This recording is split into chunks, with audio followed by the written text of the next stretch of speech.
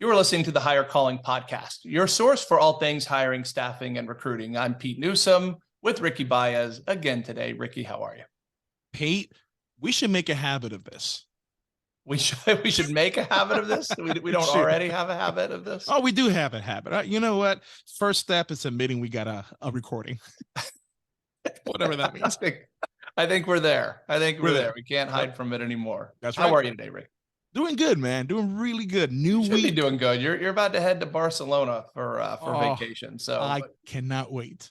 Cannot wait. Head to Barcelona, hop on a Royal Caribbean ship, be there for 7 days, then spend a couple of days in Barcelona. Come on back. Well, man, I am envious and look forward to hearing about it and hopefully see some pics while you're there. Oh, you're gonna get millions of them. Watch. Great. You're just gonna rub it in. Make me feel even worse being here, grinding away. Awesome. That's right. That's what I'm here for, Pete. Well, let's do what we can while we can to help anyone listening with today's topic, which is how to conduct an executive search. So let's talk about that. You ready? Let's dive in. So the executive recruiting process is not altogether different than searching for any other role, but there are some unique things because when we're talking about a position that is more unique, the candidate pool's not as vast, you have to approach it a little bit differently, don't you think? I would, at first when I was thinking about this, I thought, well, it's the same thing because you have to identify who you're looking for. You have to do all these things that resonate with the regular recruitment process. But then as I thought about it more and more, Pete, yes, you do have to approach it differently because if you're looking for an executive, this person is going to have a deeper, more widespread impact into the organization than somebody who's not an executive. So you do have to be more particular in who you bring on board. Yes, absolutely. So when we're talking about executive search, we're talking about senior leadership positions. And, they kind of fall into two categories. One is a new position that's being created from scratch. That happens a lot. Growing companies, times are evolving. I mean, let's just look at AI right now, right? I could see chief AI officer being a position that exists in the not too distant future. Can't you? Oh, absolutely. 15, 20 years ago, a social media marketing specialist didn't exist. So yeah, this could definitely exist in the nearer future. I say 2 years. That's right. I was actually asked by a chief marketing officer about somewhere between 10 and 15 years ago to create I don't remember the exact title, but it was a senior leadership position that reported directly to the CMO for digital content and social media. And this was 15 years ago? It somewhere between 10 and 15 years ago. Yeah. And what was interesting about that role for us as a staffing company, a recruiting firm, that we did not have, there was no job description that existed. So we had to write one from scratch. So that was kind of thing that we get asked to do on a semi-regular basis. But the point being, not all executive roles have a predecessor. Yeah. When they do, what's also highly unique about executive roles is there's often a big degree of confidentiality that needs to be considered because a lot of times these executive searches will take place while the person's still in the role, who doesn't know they're being replaced, right? Or the organization, for whatever reason, may not want to communicate the message to the team if they know that a senior person is leaving, either retiring or choosing to separate, mutual or otherwise, from the company. You may want to be able to announce a replacement at the same time you announce a departure. That's also very common. Correct. Yeah, it's in. I really am curious about going down the creating the position route because I love to take a deep dive into the reason why a team decides we need another executive here, or we need an executive here. So some of the things we're going to talk about today, yes, how do we conduct that executive search? But I'm really curious to find out what are some of the not roadblocks, but indicators that would tell an organization, we need an executive, we need another position in here, and let's get a company like Four Corner Resources to do this for us. Yeah, look, those are, the answers are limitless, I think, depending on the organization.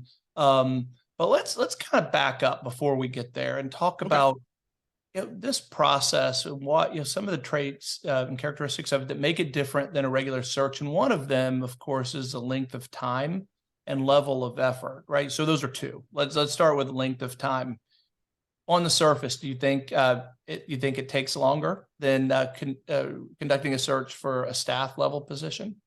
I think it would take longer and it will cost more money, because if you're searching for a regular staff person, I would venture to guess 80% of the search would happen in the local area, and 20% would happen outside. Whereas executive search is more outside of the local area than not, because you're looking for more specific niche skill set that the organization is going to need, and chances are it's going to be away from you.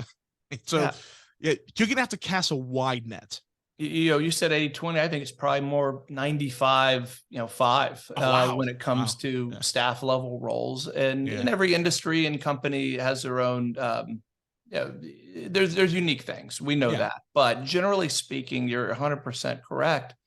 And once you get up, as you go higher up the chain, there's fewer candidates who are qualified Mhm. and a good fit. So I separate those because you can be qualified on paper, you can be qualified technically from an experience standpoint, an education standpoint, but when you're talking about an executive role, then you have to make sure that the qualification exists in terms of who the person is, the soft skills, the culture Yep. fit. That's its own challenge when hiring an executive. But 100% in agreement that you have to plan more time. Yep. And with that comes expense. Now, where does that expense come from? Let's talk through that a little bit. Well, I mean, before in the planning phase of any type of executive search effort, yeah, there has to be a budget, right? And that budget has to include what markets are you going to advertise in and who you interview. Are you going to fly them in to meet the rest of the staff? I mean, there's a lot, and you have to pay for that, you as the organization. So that money has to be budgeted, and it's you need a recruitment team that really knows how to be efficient in their processes, that we stay in budget, because the last thing you want to do is tell the executive leadership who's leading this initiative to say, hey boss, we're out of budget, can we get some more money? Nobody wants to hear that. Oh, Ricky, you're hurting my heart a little bit with that because you didn't even acknowledge that the organization may need to hire a third party firm like Four Corner Oh, Resources or others to conduct that search for them. And ask me again. there's I think we know your stance. Look, you're the HR guy. That's what you're here for, Yeah. to figure out how to hire those positions internally. But in reality, when it comes to an executive position, we know that in a lot of cases, it will make sense to hire a headhunter, a Mm. professional recruiting firm who operates in many cases on a retained search agreement. And we'll touch on that briefly. But the reason for that third party is that it is an intensive search. It does take a lot of time. And depending on the size of your HR team, you may not have the resources to expend on that because you're really diving into a situation where you have to explore the industry. You have to have the right network in the industry. It's not going to be as simple as posting a job ad on Indeed. That's not how executive searches are typically conducted. You have to commit to going after it in a much more proactive way. And that's what a third party can do for a number of reasons. I mentioned the network and the industry knowledge and experience, but also a third party can be a lot more aggressive and subtle, where if confidentiality is an issue, and it often Yeah. is, it's hard to maintain confidentiality when ABC company is calling others to perform a search. You're Yeah. kind of going to know who it is Yep. if you are ABC company hiring for ABC company, where the third party can maintain that confidentiality in a much more effective way. Did I Let me ask convince you. you? Did I convince you of that that No, value you did. You did. I'm that with we you. bring? I'm with you there. So let me ask you this then, because I know I've done a few of these, and this was for a local government, right? So for local government, we had to find a fire chief. Obviously, you cannot find a fire chief in the general area that's looking for a job, so you got to go elsewhere. But I'm asking you directly, Pete, in your opinion, when conducting an executive search, the people or the candidates that the recruiter or the search team is connecting to, what percentage of them, the candidates, already have a job versus people who are looking for a job? Well, it's very high, Yeah. right? 90% plus, maybe higher. I would assume that almost all of them will have a job.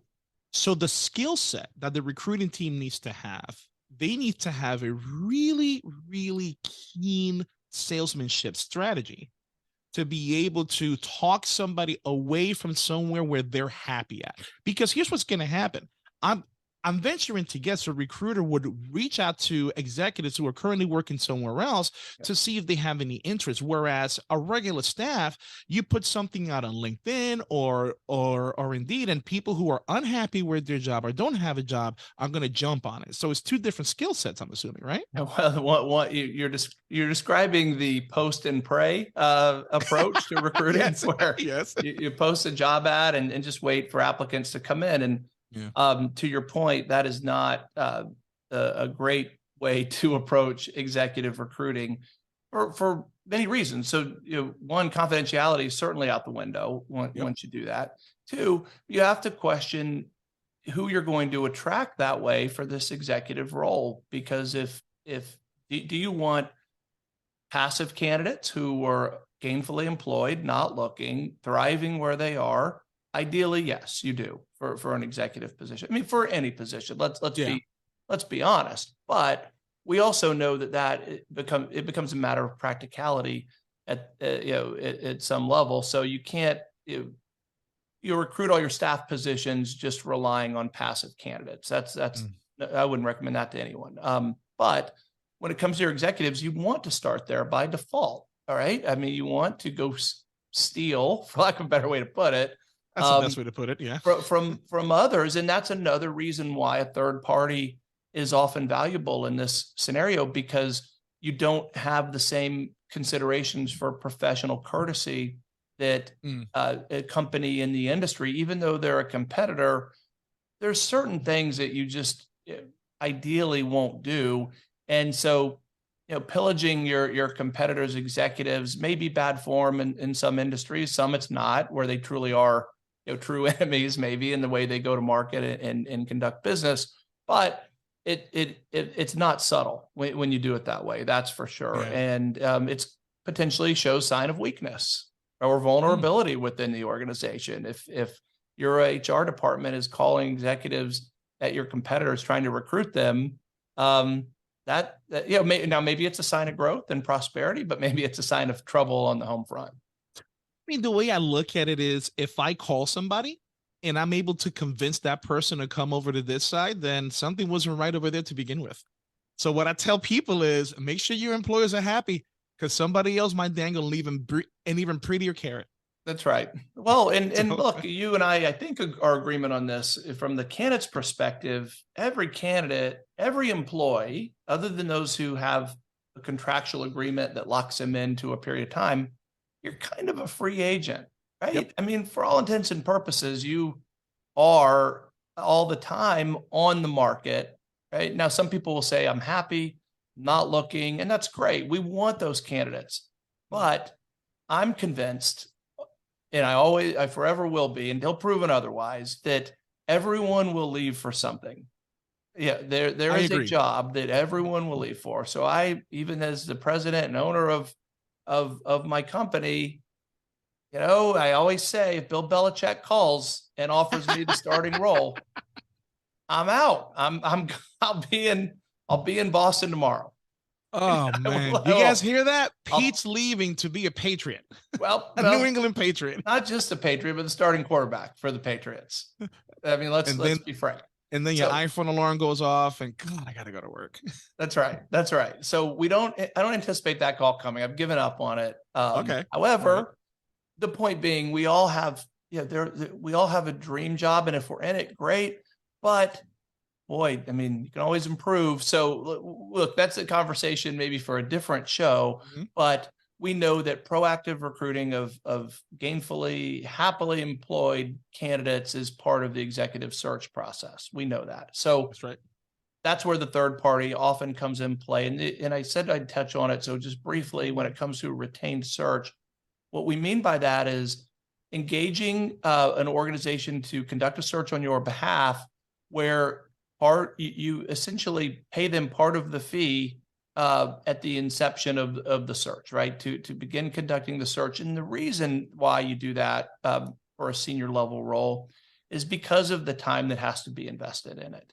And so to initiate that search, it shows a deep commitment by the employer and a commitment by the third party recruiter, the headhunter, if you will, who's going to conduct that search by having a true partnership on that, not loose contingency based search where there's really no obligation or commitment on either side.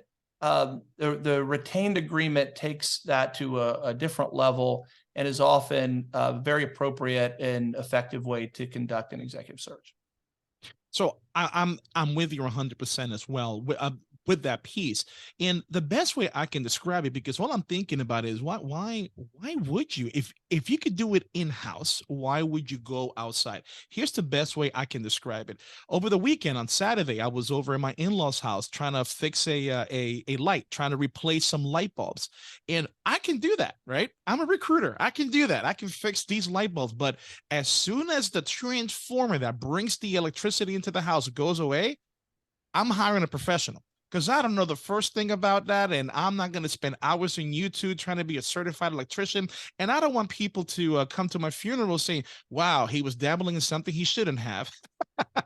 So you want to bring in an expert who's done this, who do this for a living. They are established in the industry, and they're able to bring this to solve this problem for you in the most efficient way possible. So yeah, you have to draw that line and say, you know what, we can't do this. Let's bring somebody else in, because quite frankly, again, it is a different beast, and you know this, to recruit for a executive than it is for a regular employee, just because of the effects they have on the organization. Correct. So let's talk about that recruiting process a little bit more, right? So what happens? So whether you're doing it in-house or you engage a third party, the effort is relatively the same. The first thing you have to do is establish what your priorities are, what the expectations are for the role and for the search. It's a different consideration if it's a replacement. Maybe you already have an existing job description in detail. You know what the role entails fully.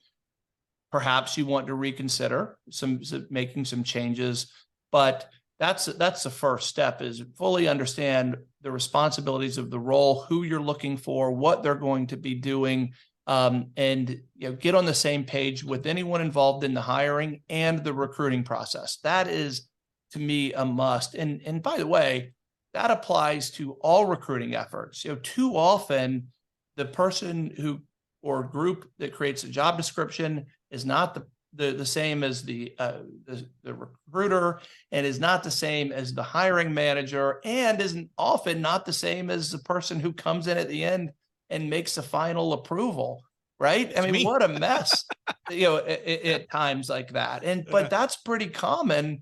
And while you want to avoid that always, you certainly want to make sure you cover all of that up front with the executive search process, because the last thing you want to do is have someone in a senior role realize that you are sloppy and unprepared in your recruiting effort. They will lose confidence very quickly, and you're going to lose great candidates through that.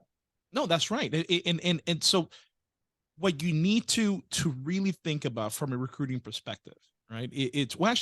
From a client's perspective, looking to hire an organization to do this, is be meticulous, be really, really, really clear on who you're looking for. And that's way easier to replace than it is to create a new position, because if you're replacing, the JD is already done, job description is already there, you could just have a conversation with the people who work with this person. But if you're creating a position from scratch, that's a whole different monster, right? Because a client can say, dang it, you know what? I need somebody to help me, but they haven't really figured out how they can help. So you just got to sit down and just write. Look, at the end of the day, it's this. If you're the CEO trying to bring in a second in command, you got to sit down and write down all those things that you don't want to do as a CEO, that you can farm off to somebody else as an executive so they can execute the strategies that you're putting in place. So that's a whole different monster. So, Pete, my question to you is, because I believe you have some experience in that. What questions do you ask a client? What kind of questions should a client be ready for if they say, Pete, I need a second in command, but I don't have a job description? Well, it's a long conversation, right? I mean, that would be its own podcast episode Yeah, probably. got it. But you want to know a lot of things. You want to know what the person is going to be doing, Okay. how success will be measured in the role, um, what their day to day is going to be like, what their span of control is, who their direct reports are. So everything, a lot of what, right? And then you need um, to look at the background that's needed for that and make sure you're on the same page, with that. So it's look past and look forward, right? And then understand how success will be measured in the role. That is a huge component of it. And then you really need to get deep with the who part of it. And Mm, that's where you get into the soft skills, the leadership styles, the approach, the success and experience the person's had and where they had it, the type of environment they were in. If they only been with small organizations and moving to mm, a big one, or vice versa. We see that a lot with commercial companies versus DoD companies. They don't necessarily translate at times. So you have to consider all of as many things as you can to paint the fullest picture that you possibly can. And only then should you go forward in that search. And I'll say one more time that is really not different than a staff level role. In a perfect world, there's just more depth to it when it's an executive position, because you really want to cover every possible detail and know that if you cover 100 points, there's going to be mhm. 101 that you haven't covered. So you have to be prepared for that too. We know that, Ricky, that you can never really cover everything up front. No, you can, and you know what, and now that we're talking, because you said it's somewhat similar to your staff, but when it comes to interviewing, I think that's a little bit different, right? Because if you interview somebody coming in and they're the bottom, I hate to say it this way, at the bottom of the totem pole, right? They're at the beginning of their career, you're going to focus more on their skill set than anything else. Whereas the higher up you go in the chain of command that you're interviewing for. So, for example, now you got a senior director, you got a VP, you got executives. You as a recruiter are going to be less focused on their skill set, their technical skill set, but more focused on their influence. Because the higher up you go, the more influential you need to be, because you've got to motivate people, right? You let the people deal with the technical stuff, but you got to be able to resonate with them. You got to be able to motivate them. So you got to ask completely different questions. That's right. And that's where you get into again, how they think, how they operate, Yeah. their leadership style, where you're not going to be as focused on those things, or even at all with staff level junior positions. Yep. So it really is about what you expect of the role, and making sure that the interviewing and screening is focused on those things, That's as right. important as what's on their resume. If not, I mean, I guess more important is really the better way to phrase it, because you have to get to know the individual at a deep level. That's And right. so a lot of this is really what we're talking about, is setting expectations up front by all the people involved. I mean, that's very consistent as we talk about executive search. And that then goes to, once you define the role and who you're looking for, then you need a recruiting plan for it, and where you're going to find this person, how you're going to approach it. Those are their own considerations that require some in-depth thought and consideration. And once again, making sure that everyone's on the same page, and you don't just go about this blindly. You take a very targeted approach to executive recruiting. And this is why it's crucial for all recruiters, all leaders to just always network. I know people get tired of us talking about this, Pete, but always, always network, because if you're working with an agency that has a wide network, that has solid relationships, you're going to end up getting a much better client, an easier process in getting that client than either doing it on your own or working with an agency that just lollygags. So yes, this is very crucial, because you really want to make it, you could tell when somebody's prepared, when an agency is prepared, they got all their stuff together, by what kind of questions they ask and how. Because Pete, I've seen agencies that just apply here, let me get this and I'll find somebody for you. How we do it here is different. We have conversations. It's almost like you know what? We're Match.com there, Pete. That's who we are. We're trying to make people happy and match them together. What is it? eHarmony, the 12 different characteristics of getting people together. Do we have some of those? We got some characteristics. You know what, Ricky? I've been married for 26 years. I miss that. I miss that whole boat. I'm not sure how those things work, and so I don't know that I can buy off. I can sign off on the on the comparison. So I'll have to take a pass on that. Roger that. But okay, so you established, so there's a lot of work that has to be done before you make the first phone call. But then you go through it, and you have to have a very well thought out strategy for then qualifying your candidate too, and then knowing how to move them forward. So you don't want to make up this interview process, this screening and interviewing process as you go. You need to establish that very clearly up front, communicate that timeline to the candidate. And that is something that I recommend to every employer for every role that often gets looked past and ignored, which is communicate all of this up front to the candidate. Set yourself up for success. Why? Well, if you have a fast time frame and the candidate assumes it's going to be longer, the timing may not work out and you could lose a great candidate. Yep. Similarly, if you have a lengthy process, as you often will with executive recruiting, you need to make sure the candidate knows, so you don't want to get any surprises along the way. That's just 101 to me, but it's missed often.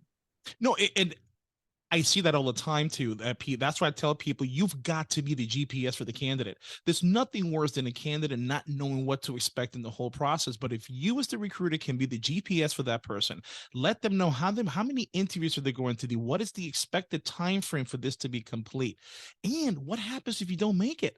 What happens if you're not selected? What's the process for that?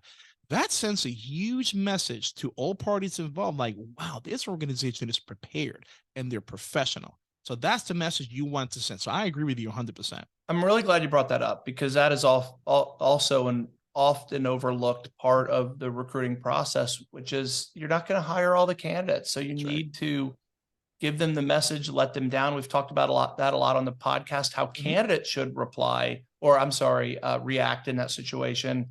But how the employer handles that situation is equally important. That's right. Because we have to be willing to take the time, especially with executives, to let them know why they're not going to be moving forward in the process or not selected. Because it's a round world. We know that things will come back, and just because you don't hire someone today doesn't mean they may not be a fit for a different position tomorrow. We know that too. So I'm glad you brought that up. It's a key step in the process for sure. So then it comes to, let's talk about drawn out interview process just real quick. I just want to touch on that 60 seconds. Okay. Why do companies do that? I just read an article yesterday that I think it was in the Wall Street Journal, maybe it was on LinkedIn, that was talking about how a candidate wasn't selected after 9 interviews. First of all, 9? Who the hell is doing 9 interviews, and what's wrong with you? Right? I mean, that's inexcusable. You shouldn't be allowed to be involved in the hiring process if you need 9 interviews. What is the max number you think is acceptable to put a candidate through? Wow. On average, it should take 2, but no more than 3. No more than 3. I've been employed by organizations who take 6 interviews, and my question to them is, what can you possibly find out on interview 6 that you couldn't get out of interview 3? That's right. I mean, you're wasting everybody's time here. But they still wanted it that way. I think 2, 3 the max, no more than 3. Anything outside of that, somebody's doing something wrong in the process, because how could you not make a decision by that point? Yeah, and if for whatever reason you've decided you have to have a lot of people involved in the decision, then do it at once. Get the candidate together, Yeah. get them all in the same room, get them all in the same Zoom if you're doing some of these virtually. But don't put someone through that kind of time, and don't spend your own time and resources. Go back and figure out why you need it, why you think you need it, and then reconsider. And you'll probably find out, to your point, you're asking the same things over and over again. This is not a jury trial. It is an interview. Don't grill someone. Don't waste time. Stop wasting so much time. 9 That's ridiculous. interviews on the Wall Street Journal article? The person went through 9? 9. I think it was on LinkedIn yesterday. I think that's where I saw it. Yeah. That's insane. I would have quit by 7. We'll link it in the show notes if we find it. Yeah, that's interesting. Yeah, no, 3 should be the max. Anything above and beyond that, to me, is a red flag. Now, I get it from corporate America's side. You may have some other people who are prudent to this interview that may not have the time. So my pushback is, okay, how important is this for you? We don't want to lose this candidate. I would love for you to be involved in the interview panel early enough, especially if this is a great candidate, because we don't want to call this candidate and say, hey, well, congratulations, you made it to the next step. Here is your 9th interview. Now they say, you know what, I'm tired of this, and they'll leave. You're going to lose great candidates, because the candidates with the awesome credentials you're going to want are not going to have the patience for that. You know who will have the patience for that? The candidates who nobody wants. That's right. That's exactly it. That's exactly it. And they're going to harbor bad feelings about you for sure if they're not selected. And even if they are, they're going to grow skeptical of you along the way. I mean, that's not going to probably make anyone feel better and more confident about your organization if you keep calling them back. I mean, it's a bad idea. But if you insist on doing that, and you think that 9 are necessary, or even 4 or 5, be sure to communicate that up front. Set the expectation. That's the most important thing. And then go back. Yeah, give the candidate the opportunity to eject themselves before you start interviewing. That's right. That's right. Yeah, pretty much. So you extend the offer. Yep. Every organization has their own way of doing that, and then you announce it to your team, and that is something to be celebrated and done consciously with foresight. When you're bringing on an executive, you want to set that person up for success, to be brought in the best possible way. Depending on the situation, it may shake up some things within the organization. It often does. Any tips or thoughts that you have on announcing a new executive hire? I do. There's 2 different types of announcement, right? Because if you're replacing someone, now remember, we're not talking about just an average employee. We're talking about somebody, a VIP per se, who has a lot of visibility and will have a lot of impact in the organization. So how you deliver this message is crucial, especially if you're a publicly traded company. If you mess up the communication to the employees, if you do it wrong and you make a mistake, you could send some vibes out there to Wall Street about instability in leadership. So you got to be careful with that. So number 1, if you are replacing somebody, let's make sure we talk about the exit story of one person, wishing them well, and including this new person and how the organization is going to change. It's got to be positive. The second one is, if this is a brand new position, you might want to start talking about the exciting news of adding this new person to this new role that's going to make our world just that much better. You've got to be able to have a positive tone to it. I'm not going to say spin, but positive tone to it, so people can welcome this person with open arms, especially somebody high up there. I love it. On that? I think that's perfect, Ricky. And that's a great way to wrap this up. That's right. In all of this, I think if there's a theme, what we've talked about, think through everything in advance, from beginning to end, from the time you are defining who and what this person is going to be doing, all the way through the announcement. If you do that, you're setting yourself up for a successful executive search process. And when you need help, ask for it. Four Corner Resources is always available. And if we're not the right fit for you, we'll point you in the right direction and tell you who is, because look, I mean, we don't want to take on jobs that we're not a good fit for either. And depending on the industry and the role, there may be someone who is better qualified, not in how they go about recruiting, of course, I would never say that, but in that particular niche. So ask for help if you need it. Executive positions, just like any recruiting, is not easy. It requires its own special skills and experience. So don't hesitate to reach out if we can help guide you in the right direction. Otherwise, Ricky, that's all I have for today. Excellent. Well, thank you very much, Pete. I hope you have an awesome week, because I know I will. I hope you do too. Ending in Barcelona before we are live again or recording again. So look forward to hearing all about it next time, Ricky. Thanks so much. Have a good one, folks. Drive safe. Good night.